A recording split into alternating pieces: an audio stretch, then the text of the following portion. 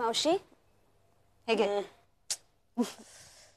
किती दिवस आणखीन औषध घ्यायचंय ग? मी कंटाळा आलाय मला औषध घेऊन. थोडेच दिवस, कावेळ बरी होईपर्यंत. तोंडाला चव नाहीये माझ्या.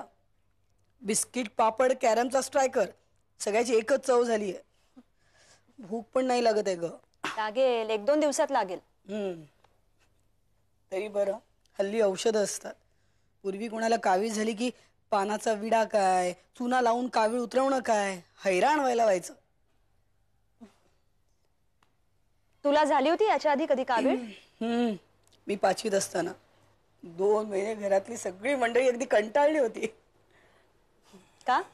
अगं माझ्यासारखं बेचव जेवण जेवायला लागायचं त्यांना. थांब, तुमचं कुठपर्यंत आलंय? कशाबद्दल? आकांक्षा, मला टाळायचं ते टाळ, पण तू स्वतःला फार काळ फसवू शकणार नाहीयेस.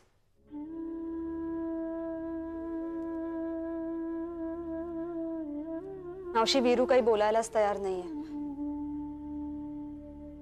खूप शॉक बसल्याची रिॲक्शन फक्त दिली त्यांनी.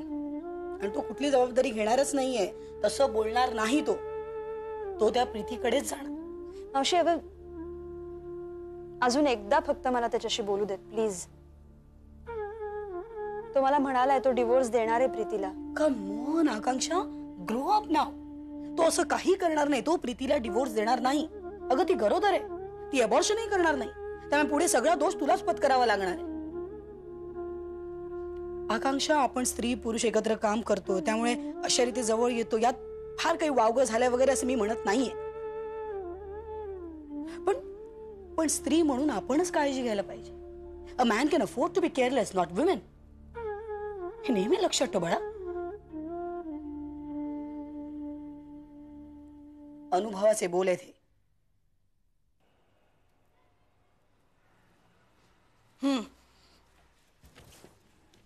हे काय, तुम्ही अजून तयार नाही झालात?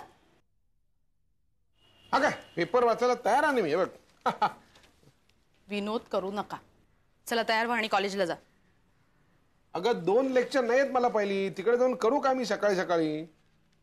पेपर घेऊन जा, पेपर वाचा, कोडी सोडवा, काहीही करा, पण आता तयार व्हा. बघू चला. आणि तू अशी नौकोट नारायणासारखी तयार होऊन कुठे चाललीस? मला एक महत्वाचं काम आहे, बाहेर चालले मी. कसलं काम? माझी एक गावची मैत्रीण आहे, ती आली, तिला भेटायला चालले. ही आता कधी टप गेली? किती प्रश्न विचारता हो. मी संध्याकाळी आल्यावर सगळं काही सांगेन तुम्हाला. आता तुम्ही तयार व्हा. संध्याकाळी मी दुपारी कॉलेजमध्ये भेटणार नाही तुम्हाला? नाही, आज मी कॉलेजला जाणार नाहीये. आज तिच्याबरोबर जेवायला बाहेर जाणार आहे. बरे, मैत्रिणीचं काय नाव गाव फळ फूल काय आहे की नाही? तिचं नाव सुरेखा राणे. गावी आम्ही एकत्र 10वी पर्यंत शिकलो. लग्न झाल्यावर ती गावीच राहिली. आता मामाकडे आली आहे तिच्या. म्हणून म्हटलं एकत्र भेटावं, गप्पा माराव्या, छानपैकी जेवावं आणि बस एवढंच. मग मी निघू? मला विचारायला थांबलेस तू? निघ निघ निघ. तयार व्हा.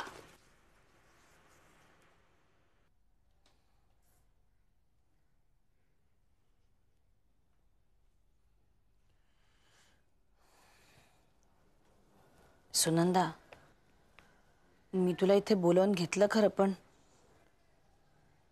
पण अजूनही मला असं वाटतं की यात काही अर्थ नाही. मॅडम, तुम्हाला बरं वाटत नाही एवढं नक्की ना? मग नक्की काय होतं हे कळून घेण्यासाठी सगळ्या टेस्ट करायलाच हव्या. सुनंदा, मला तर काही कळतच नाही. कधी कधी असं वाटतं की एकदाचा काय तो सोक्ष लागावा, पण परत असं वाटतं की एवढी चांगली मी हिंडते फिरते, काय करायचं आजार जाणून? कशाला उगीच वेडेपणा करू मी? मॅडम, तुम्हाला आजाराची भीती वाटते? कोण जाणे.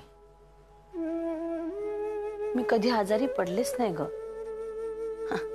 आजारी पडायला माझ्याकडे सवडच नसायची. शरद निघून गेल्यानंतर तर मी आजाराला जवळपास फिरकू सुद्धा दिलं नाही. 3 मुली, अक्का, या सगळ्यांची जबाबदारी माझ्यावर होती. आजारी पडून कसं चाललं असतं मला. म्हणूनच बहुतेक आता सवडीने भेटायला येतोय तुम्हाला. म्हणजे मॅडम, आजारपणाची पण एक वेगळीच मजा असते. सक्तीची विश्रांती, जवळच्यानी केलेले लाड, त्यांचं जपणं, हे कधीतरी अनुभवायला हरकत नाही. काय अहो, यावर काहीतरी कविता सुद्धा आहे ना. पडू आजारी मौज वाटे भारी. छे, काही नको. आजारी वगैरे पडण्याची मला अजिबात हौस नाहीये. कशाला करायच्या त्या सगळ्या टेस्ट. खरं तर हे सगळं ना माझ्या जीवावरच आलंय. यातून जर काही बरं वाईट निष्पन्न झालं तर.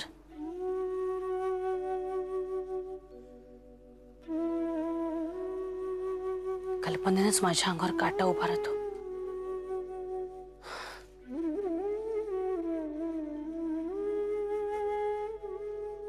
प्रत्येक माणसात एक लहान मूल दडलेलं असतं असं म्हणतात. या आजाराच्या निमित्तानं मला तुमच्यातलं एक लहान मूल दिसतं. आजार काय आहे या शंकेनं घाबरलेलं, त्याची शहानिशा नको म्हणणार. आजार काय निघेल याच्याच कल्पनेनं घाबरलेलं. सुरू झाली का तुझी मानसशास्त्रीय चिकित्सा? चिकित्सा नाही, पण त्यावर आता एक उपाय आहे. मुलांनी जास्त हट्ट केला ना तर त्याच्याकडे लक्ष न देता सगळ्या टेस्ट करून घ्यायच्या. सुनंदा, माझा वीक पॉइंट अगदी तू बरोबर ओळखलास. हो ना. मग आता अगदी शहाण्या मुलासारखं वागायचं. अर्थात वेड्यासारखं वागायला चान्सच नाही म्हणा. मी आज आहे ना तुमच्या बरोबर. तेव्हा तुम्हाला आता आत बोलवलं की कॅट स्कॅन होऊन घरी जाईपर्यंत सगळी जबाबदारी माझी. थँक्यू. सुनंदा, आणखीन एक गोष्ट. जो काही माझा रिपोर्ट येईल तो कोणालाही सांगायचा नाही, प्लीज. नॉर्मल आला तरी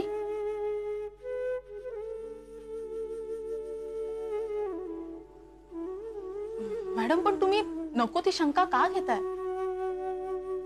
कदाचित तसं नसेलही.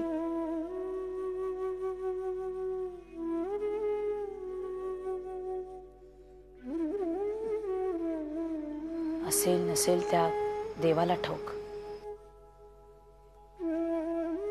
देवाला कशात, आपल्यालाच कळेल थोडाच वेळ. मॅडम, तुम्ही अजिबात काळजी करू नका. मी आहे ना तुमच्या बरोबर.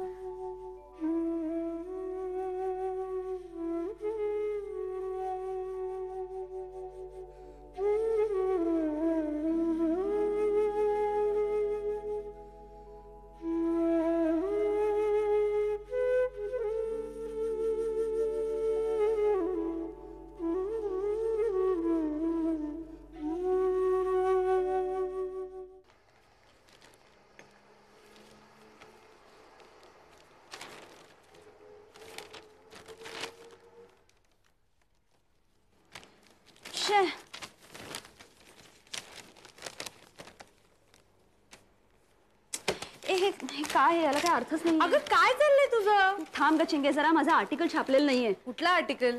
अगं ते नाही का, ते दूषित पाणी आणि कावीळ वगैरे ते मी लिहिलं होतं ना. हा, म्हणजे ते मावशीला झाली तेच म्हणायचंय ना? हो तेच, ते बरोबर आहे, पण ते आर्टिकल छापायला जर एवढा वेळ लावला तर काही उपयोग नाही ग. हवा निघून जाईल त्याच्यातली सगळी. एक शी, याला काही अर्थच नाहीये.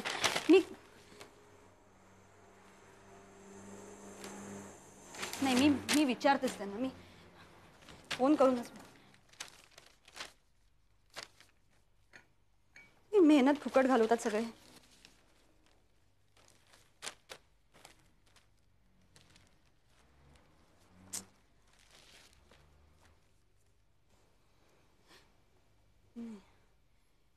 ए चिंगे, ते ठोबऱ्यांच्या घरचा नंबर काय ग? तर मला काय माहिती. 89546.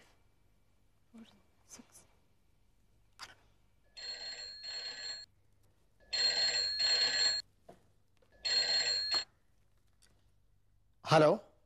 हॅलो ठोंबरे साहेब, मी आकांक्षा जोशी बोलतेय. अहो माझ्या स्टोरीचं काय झालं? मिस आकांक्षा जोशी, घरी असताना मी ऑफिसच्या कामाविषयी बोलत नाही. हो हॅलो हॅलो ठोंबरे साहेब, अहो पण ती स्टोरी आता छापली गेली नाही ना तर ती शिळी होईल, तिची सगळी हवा निघून जाईल आणि मुख्य म्हणजे या प्रकरणात गुंतलेल्या लोकांना सुटायला वाव मिळेल ना. तुम्ही काम करा, तुम्ही ऑफिसला या, मग आपण बोलू. अहो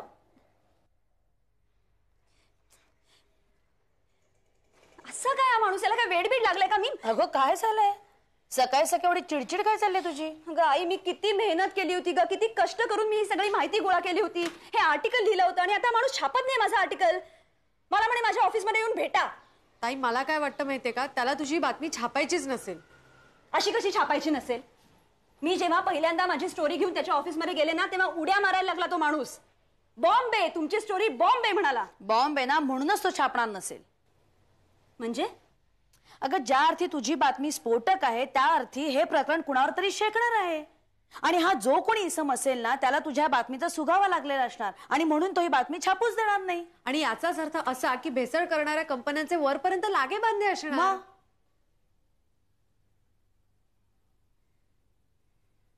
असू देत, तरी सुद्धा मी गप्प राहणार नाही. आकांक्षा, आई मी प्रत्येक वर्तमानपत्राच्या ऑफिसचा दरवाजा ठोठावीन. एखादा मुर्दाड असेल, एखादा पैसे खाईल, पण एखादा तरी न्यायाने वागेल. शेकडो लोक कावळीने आजारी पडलेत, हा लहान सहान गुन्हा नाहीये. आकांक्षा मला तुझे विचार पटतात, पण तरी सुद्धा तू जी काही पावलं उचलशील ती जरा जपून विचार करून आतताईपणा करू नकोस. तू हे मला सांगतेस? कायद्याने वागताना, न्यायाने चालताना मागचा पुढचा विचार करू नकोस असं कायम तू मला सांगत आलीस आणि तू आता मला असं म्हणतेस? आई तेव्हा स्वतःची काळजी करत नव्हती, पण तिला आपली काळजी आहे आणि त्यात तू अशी बेधडक वागतेस, कुठेही जाऊन स्वतःला इजा करून घेशील. तेव्हा प्लीज आईचं ऐक आणि सबुरीने वाग. ए आजीबाई, तू मला शहाणपणा शिकवू नकोस. मी हे प्रकरण धसाला लावणार म्हणजे लावणारच. मला कुणीही अडवू शकणार नाही. आकांक्षा, तू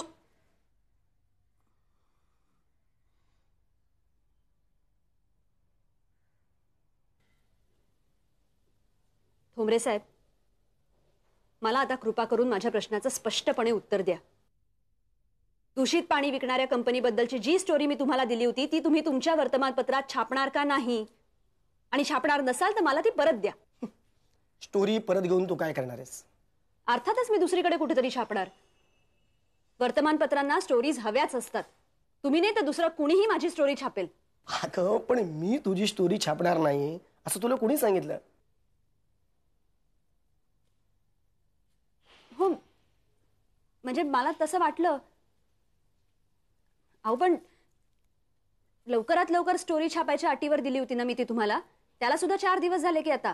आकांक्षा, बातमी केव्हा छापायची हे बातमीदार ठरवत नसतो, संपादक ठरवतो. आणि खरं तर गेल्या 2-4 दिवसात मला वेळच मिळाला नाही. अनेक महत्त्वाच्या बातम्या होत्या आणि या सगळ्या गदारोळामध्ये तुझी बातमी उठून पण दिसली नसती आणि कोणी वाचली नसती. म्हणजे अगं अतिशय महत्त्वाच्या बातम्या होत्या, पॉलिटिकल न्यूज होत्या. त्यातून महाराष्ट्रात पडलेला दुष्काळ, रोजचे चाललेला गँगवॉर, रोज कोण मारतंय, मंत्रालयातला भ्रष्टाचार, या सगळ्या गदारोळामध्ये तुझी बातमी छापणं कठीण होतं. पण ठोंबरे साहेब, ही रोजचीच रड आहे. कबूल. कुठली सनसनाटी बातमी छापायची आणि वाचकांचं कसं लक्ष वेधलं जाईल हे रंगीत तालीम मला करावी लागते. त्यातून काय 2-4 दिवस इकडे तिकडे जातात. मी तुझी बातमी नक्की छापणार आहे. तू थोडासा धीर धर. ठीक आहे, 2-4 दिवस थांबते मी. पण तुम्ही बातमी छापणार हे नक्की ना? अगदी नक्की छापणार आहे. हे घे,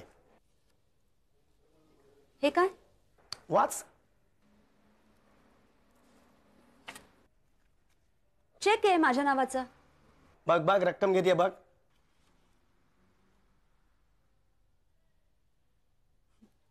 ठोंबरे साहेब, अहो, मी सांगितलेल्यापेक्षा 1.5 जास्त रकमेचा चेक आहे हा. आहे ना. आता तू मला एक सांग, तू जी मला रक्कम सांगितली होतीस त्याच्या 1.5 मी तुला पैसे दिलेत. आता ही बातमी मी छापणारच ना.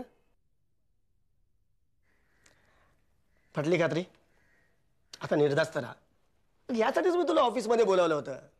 हे बघ, आता 2-4 दिवसात मी तुझी बातमी फ्रंट पेजवर छापून आणतो. थँक्यू. हाय मावशी. हॅलो. काय ग, किती उशीर? मी केव्हाची वाट बघते तुझी. का? अगं मी डॉक्टरकडनं जाऊन आले. अक्काला विचारलं तू कुठे आहेस, तर म्हणे तू अगदी तणतणत संपादकांना भेटायला गेली आहेस. तुझ्या स्टोरीचा म्हणे काहीतरी घोळ झाला. हो, काही विचारू नकोस, रामायण नुसतं. बघ, भेटले का संपादक? हो, भेटले की. छान गोड गोड गप्पा मारत बसले होते. 2-4 दिवसात छापीन म्हणाले स्टोरी. आणि अगं इतकंच नाही, तर मी त्यांना सांगितलेल्या रकमेच्या जवळजवळ 1.5 रकमेचा चेक दिला त्यांनी मला. आता बोल. अरे वा, मग बाईसाहेब खुश असतील. खुश म्हणजे काय, सॉलिड खुश. पण त्या स्टोरीमुळे किंवा चेकमुळे नाही, हं? वीरू भेटल्यामुळे.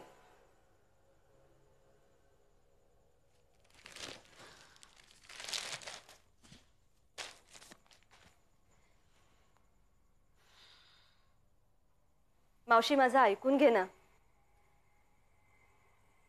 अगं, तुला वाटतो तितका वीरू वाईट नाहीये. खरंच खरंच सांगते मी. तू बोल, मी ऐकते.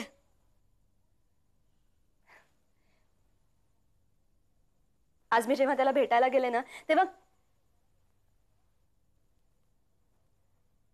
खरं म्हणजे मी आपणहून विषयही काढला नव्हता. पण तोच म्हणाला, आपण यातून नक्की काहीतरी मार्ग काढू. आपण दोघं मिळून ठरवू काय करायचं ते. असे बोलणारे अनेक पाहिलेत. तो काय करतो हे महत्वाचं. पण माझ्या दृष्टीने आज तो आपणहून बोलला हेच खूप महत्वाचं आहे. मला खात्री आहे मावशी, आता आम्ही नक्की ठरवू काय करायचं ते.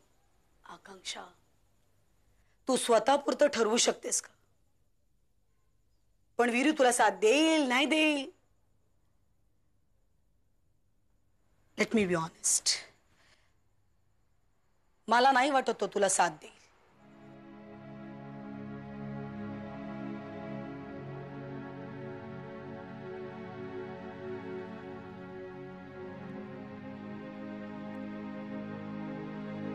सनी अंकलनी दिली होती ना तुला साथ?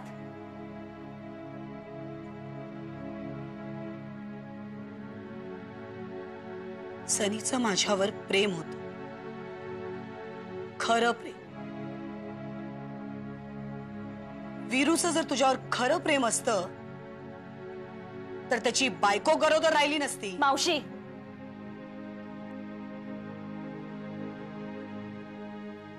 माझं चुकलं. मी तुला सांगायलाच नको होतंय काही. आकांक्षा, राजा, मी जे स्पष्टपणे बोलले ते तुला दुखवण्यासाठी नाही का, तुला या दुःखातून वाचवण्यासाठी. आकांक्षा, तू जितक्या जास्त अपेक्षा ठेवशील त्याच्याकडनं त्या पूर्ण नाही झाल्या ना राजा, तर तू तशीच कोलमडून पडशील ग. ट्राय अँड अंडरस्टँड मी. सोन्याम, माणसानं ओळखायला शिक आता. पास. यापुढे आपल्यामध्ये हा विषय बंद.